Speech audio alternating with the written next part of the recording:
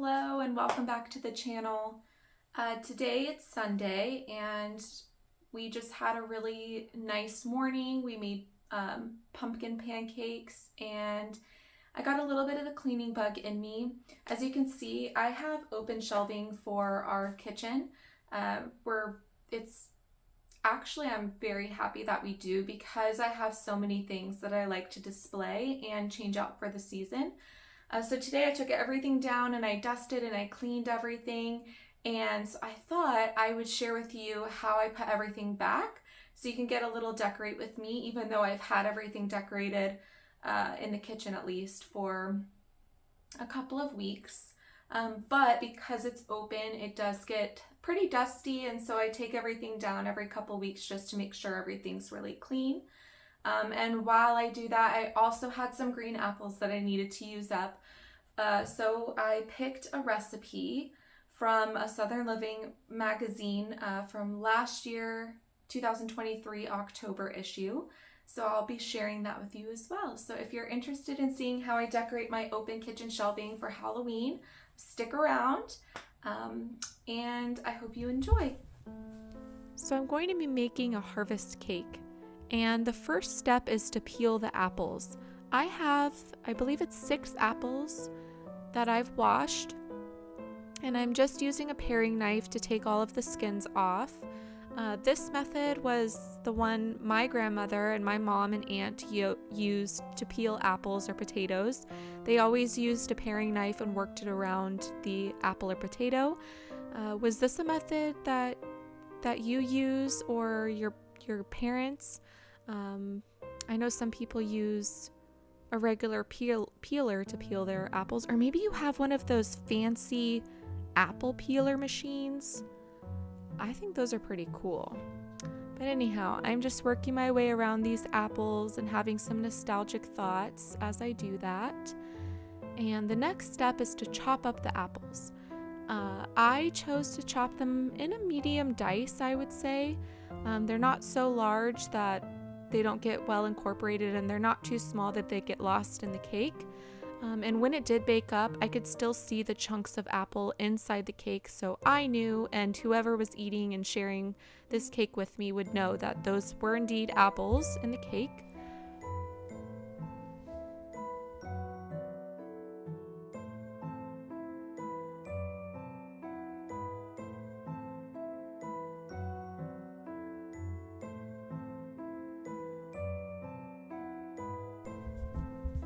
Next, I'll be adding 2 cups of sugar to my diced apples. Here I'm using a 1/2 cup measure. I feel like this step is not one to skip because all of the juice, or a lot of the juice, came out of the apples and mixed with the sugar, and it turned into this apple syrup that I think really gave the cake a really great apple flavor. It also, because it has to sit for an hour, it gave me plenty of time to decorate my open kitchen shelves.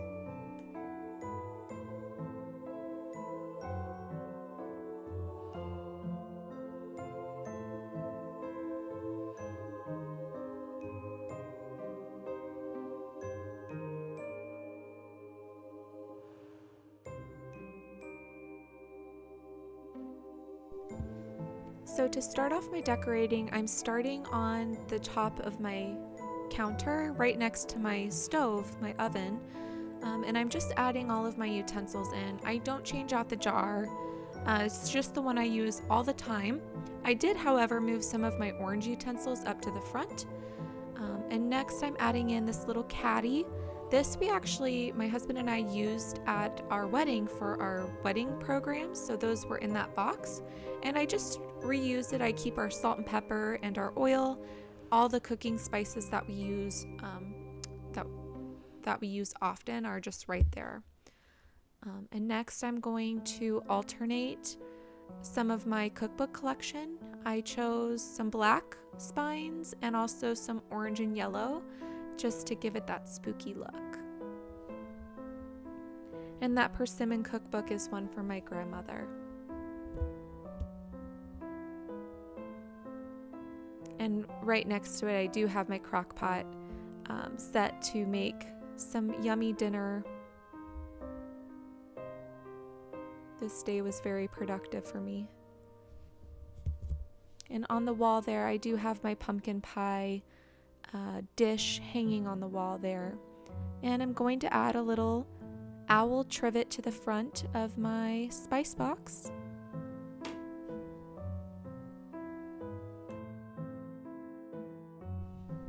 Just above my cookbook display, I'm adding this woven piece, and then just layered on top of it, I'm going to be adding this hand-painted black tray. And I realized watching this video I put it upside down, but my intention was to show more of that blue flower on top. And as I layer pieces in front of it, you don't really see the pink flowers anymore. I wanted that blue to kind of shine. And just in front of those pieces, I'm adding my Anthropologie bee plate set.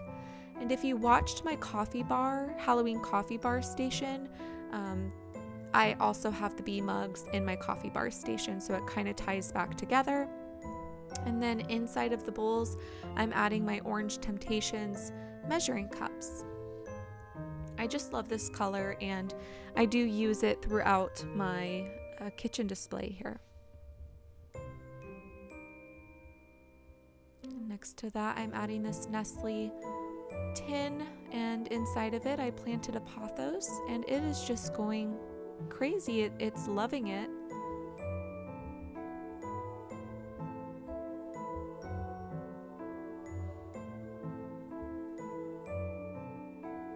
And here I'm adding a Buyer's Choice little trick-or-treater. He's dressed as a cute pumpkin. This is a 2001.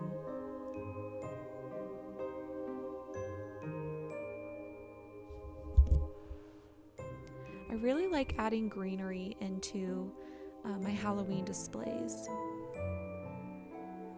I just feel like it ties everything really well together, and it just gives that extra pop of color. Here's another Buyer's Choice witch, and I'm adding a little cauldron to her hand. She came with the broom, but I'm adding the cauldron.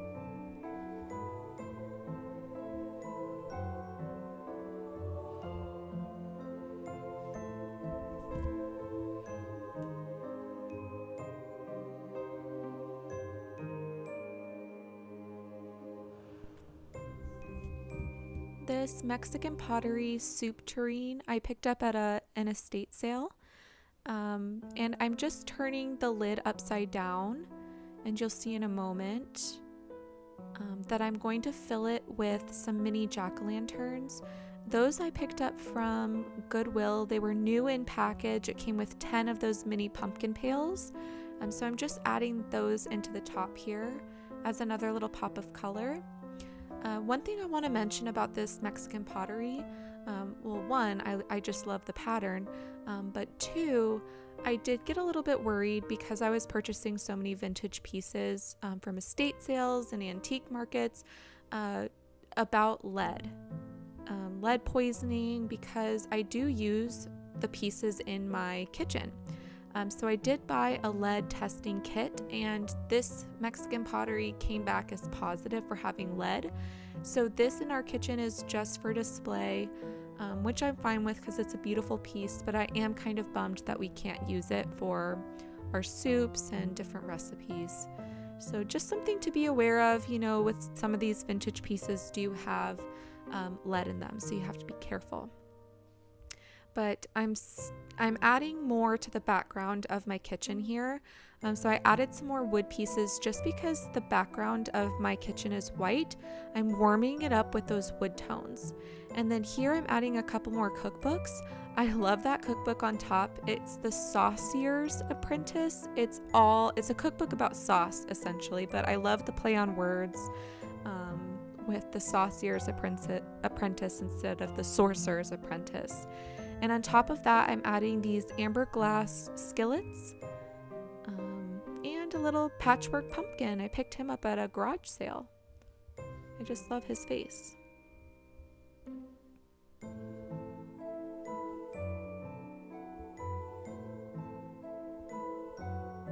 And to my candlestick, I'm just adding that amber votive, and that is one from my grandmother.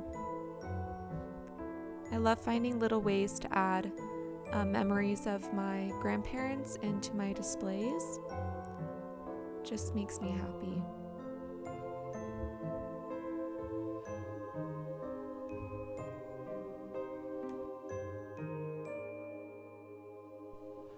Next, I'm just going to add in some more layers and more of that orange color. On top of this orange bowl, I'm adding this German ghost mug, and inside I have a little snake plant.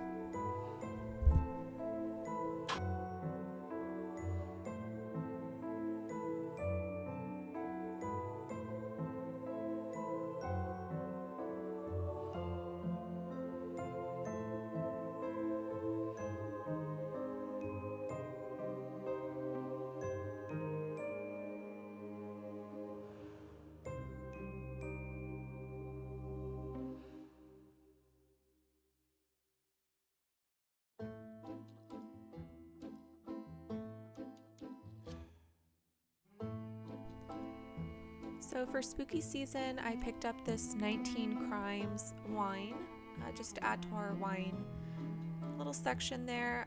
We don't keep a lot in there regularly, but I thought it'd be fun to have a spookier wine. And then I'm just adding this wooden bottle opener, it's a snake, to that section as well.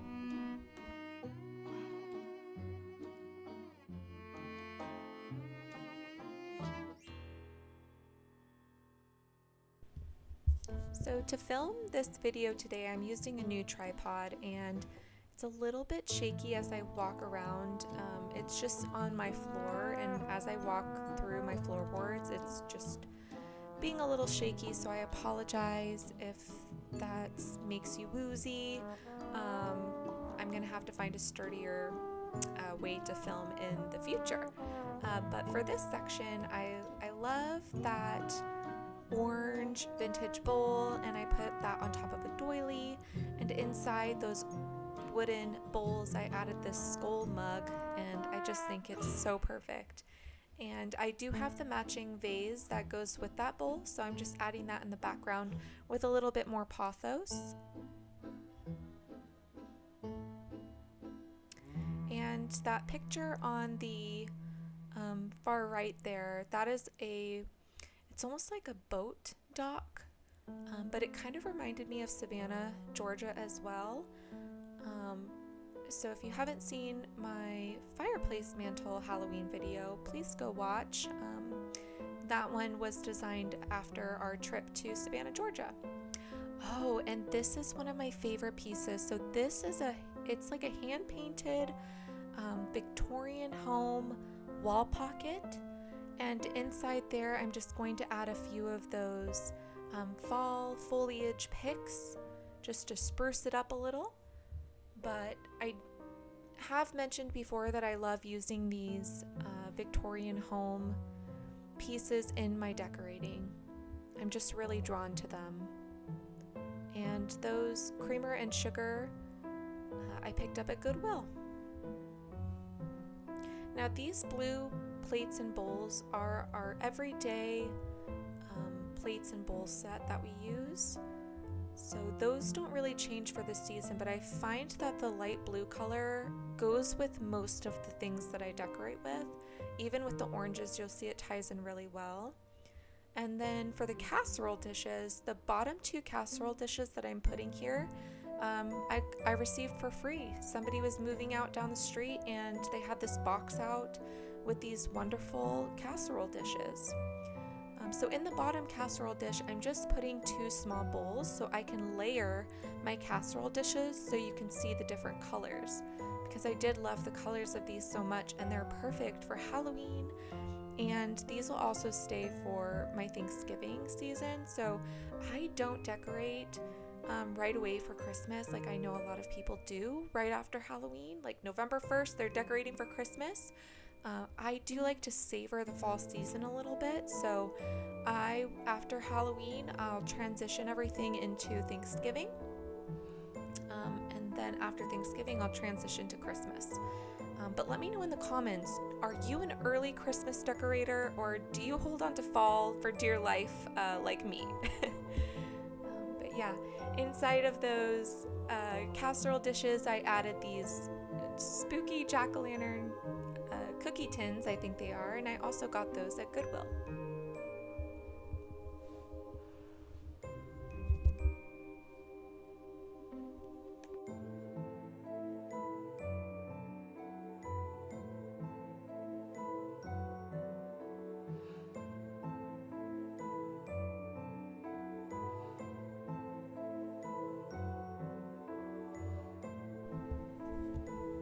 So on the top shelf, I've added in the background a mirror, and I also have a little print of a jack-o'-lantern that I picked up at our local art exhibition, I guess, every first Friday of the month. Um, our neighborhood hosts a little walk around, and we can go in the different shops, and they have all the artists that can come and display their artwork, and you can purchase. And during the October first Friday, they had this lovely lady, and she was selling these prints, and this jack-o'-lantern one was so cute. I picked it up. It was already framed for $10, and I thought that was a steal. So in front of that little jack-o'-lantern, I am adding this haunted house bundt pan, and I did bake in that 2 weeks prior. I made another apple cake, but that apple cake had a nice caramel drizzle over the top, and it looked so cute in that haunted house bundt pan. It came out really, really cute. And again, I'm just sprinkling in those mini jack-o'-lanterns. Oh, and here's the final touch. I had to enlist the help of my husband and his height to help me with this vintage paper bat garland. And he's just adhering it to the top of our little wine cellar there. But we couldn't get it just right. It kind of hung a little funky, so after the video I did end up helping it out a little bit and making it lay a little nicer. But yeah, I'm just so grateful for his help and support during this season. And I just used little mini clear command hooks to hang it up there. And it's perfect because I'm sure once Christmas comes, I will be adding some more garland up there as well.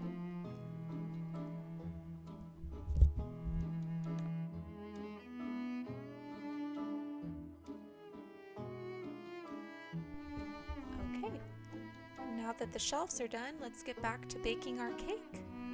So next step is to add 3 cups of flour.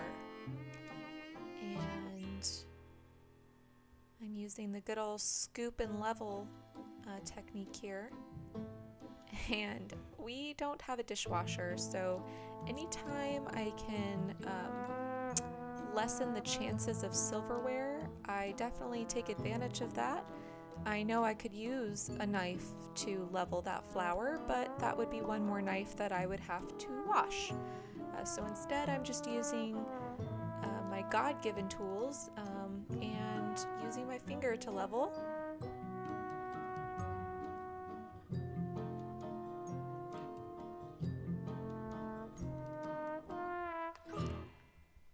And to my flour, I'm going to add 1 teaspoon of cinnamon, 1 teaspoon of nutmeg, 1 teaspoon of salt, and 2 teaspoons of baking soda. And if you're interested in the recipe, I do have it linked in the description. It's all typed out there for you.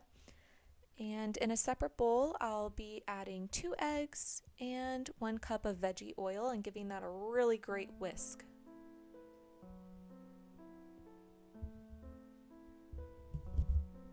Do you like to bake for the season? I know for myself, anytime fall rolls around, I'm just ready to bake everything. And I like baking with apples, and I like baking with pumpkins.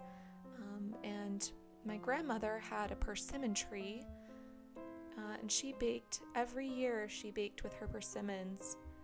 And I'm hoping to share some of her persimmon recipes on this channel. So if you're interested, in more baking shows, or more baking in general, I guess, please consider subscribing, because I will be baking a lot.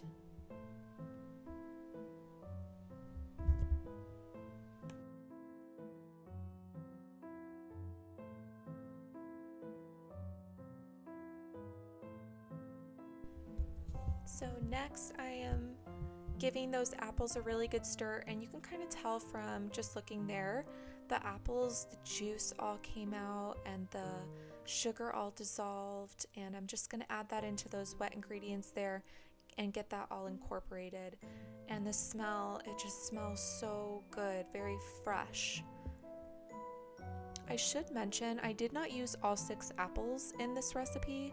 I did end up eating an apple and a half for snack because this recipe only calls for about 4 cups, and if I used all the apples it would have been closer to 5.5 cups, so I ended up having a nice snack. And here to those wet ingredients I'm adding in my dry ingredients and just making sure everything is really incorporated. The one thing I really love about this recipe is how easy it was to prepare. I know it had to wait an hour at the beginning for the apples to incorporate with the sugar, but everything else was done in like 2 bowls, and it was really nice. Really easy to mix up. I didn't have to use my stand mixer. And then I'm just adding in what I had left of those pecans. They were already chopped up. I would be interested in trying that recipe without nuts as well. I do not mind having the nuts in the cake, but sometimes I just want cake by itself. You know what I mean? And 2, I'm adding that cake batter into this 10-cup greased and floured tube pan.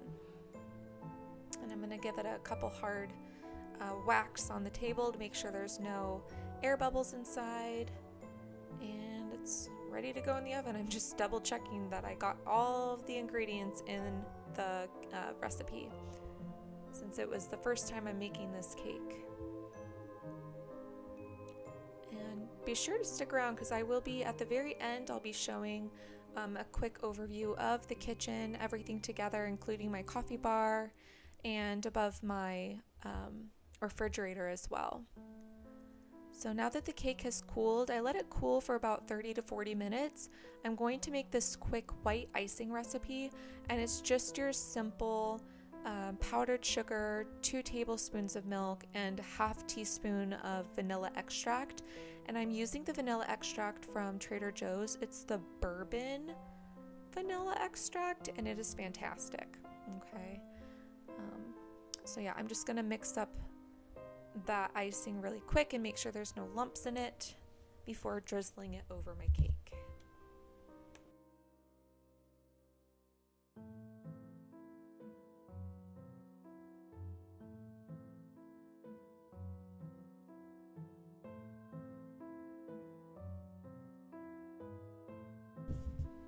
So as I'm drizzling this over the cake, you'll see underneath I put a piece of parchment paper, and that was to catch any of the drips that came down. And then once everything kind of dripped down, I added it to my cake plate. And here I'm going to be decorating with these organic edible flowers. I picked these up at Whole Foods Market, and it was perfect because they had orange, yellow, and this red flower. And I thought that would be perfect for Halloween. It kind of reminded me of Day of the Dead. Now all we have left to do is enjoy. I don't think there's anything better than having dinner already done, a clean house, clean kitchen, and dessert. Here's how it looks. Look at those apples. I think it looks so good. I'm so excited to try this. Let's give it a taste. Ooh, the top is crunchy.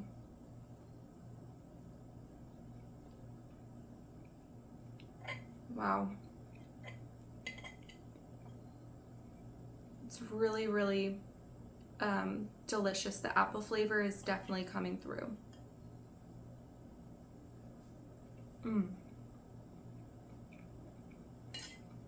Oh yeah. I'll definitely be making that recipe again. Well, I hope you enjoyed today's video. Again, I had so much fun putting back my kitchen and just almost like redecorating. If you enjoyed this video and you're looking to see, hoping to see more like it, please subscribe to the channel. It means the world to me. In a couple weeks, Halloween will be here, and then it'll be time to take down all my Halloween decorations and put up Thanksgiving. You don't want to miss it. All right, until next time, bye-bye.